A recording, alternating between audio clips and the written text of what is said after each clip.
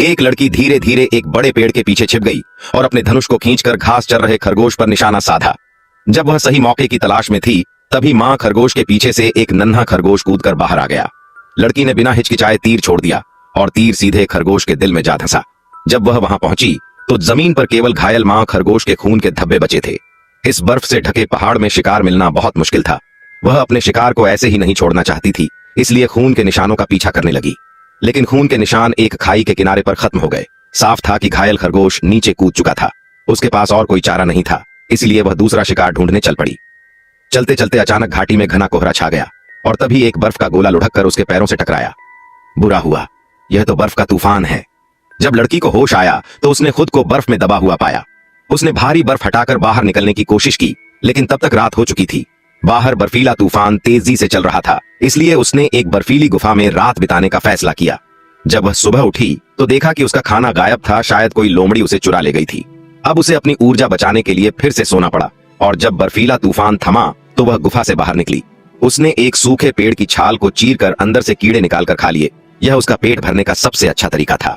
फिर उसने एक लकड़ी की नली को पेड़ के तने में डाला, जिससे मीठा रस बह निकला और इसे पीकर अपनी प्यास बुझाई। इसके बाद उसने लकड़ियां रगड़कर आग जलाई ताकि रात भर खुद को गर्म रख सके। अगली सुबह वह अपने दादा के साथ शिकार पर गई, लेकिन जंगल में कुछ अजीब सा सन्नाटा था। तभी उसने पीछे मुड़कर देखा तो एक विशाल हिरन पेड़ की शाखा पर खड़ा था। वह हिरन बड़ी आंखों से लड़की को घूरने लगा, फिर पेड़ से कूदकर धीरे धीरे उसकी ओर बढ़ने लगा। दोनों ने एक दूसरे को शिकार समझ लिया था। हिरन ने पहले हमला करने का फैसला किया और बिजली की गति से दौड़कर अपने मजबूत खुरों से लड़की को कई मीटर दूर उछाल दिया। लड़की तुरंत खुद को संभालते हुए जमीन पर पड़ी भाला उठाई और तेजी से पास की गुफा में घुस गई। लेकिन छिपना कोई समाधान नहीं था। उसने एक चाल चली। हिरन ने उसे गुफा में भागते देखा तो गुस्से में बिना सोचे समझे उसके पीछे भागा। गति में तो वह उससे तेज था, लेकिन चालाकी में नहीं। आखिरकार इंसान दिमाग से सबसे चतुर होता है। जैसे ही हिरन ने उस पर हमला किया, लड़की ने फुर्ती से किनारे हटकर उसे एक बड़े पेड़ से टकराने दिया। इसी मौके का फायदा उठाकर उसने अपने भाले को उठाया और पूरे दम से उसे हिरन के पेट में घोंप दिया।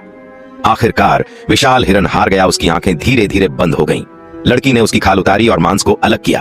उसका मांस बेहद स्वादिष्ट था, जिससे जंगल के छोटे छोटे जीव भी आकर्षित हो गए। वे पंक्ति में खड़े हो गए ताकि लड़की से थोड़ा मांस ले सकें। अंत में बर्फीले मैदान में सिर्फ हिरन की खाल बची थी और उसका जिगर लड़की ने आग पर भूनकर खा लिया। उस विशालकाय हिरन की खाल से उसने एक गर्म कोट बनाया और उसे गर्व से पहना। यह उसके एक महान शिकारी बनने का प्रतीक था।